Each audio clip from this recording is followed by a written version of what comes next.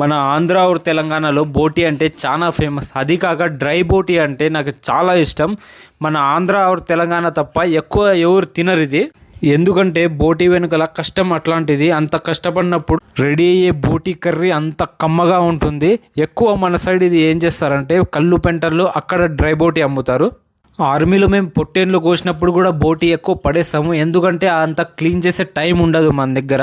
నిజంగా చెప్పాలంటే ఈ మటన్ కన్నా బోటి తలకాయ కూరనే బాగా టేస్ట్ ఉంటుంది. చాలా ప్రయోజనాలు కూడా దీని మీదే ఉంటాయి. ఈ డ్రై బోటి చేయడం కూడా చాలా ఈజీ.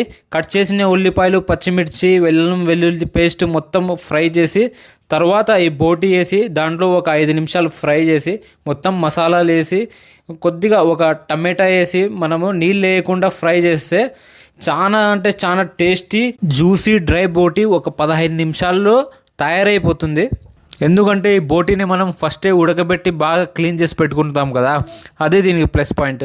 మన ఆంధ్ర తెలంగాణలో ఎక్కువ ఇండ్లలో ఇది గర్భిణీలకి ఇస్తారు. మీరు లాస్ట్ ఎప్పుడు తిన్నారో ఒకసారి కామెంట్లో చెప్పండి.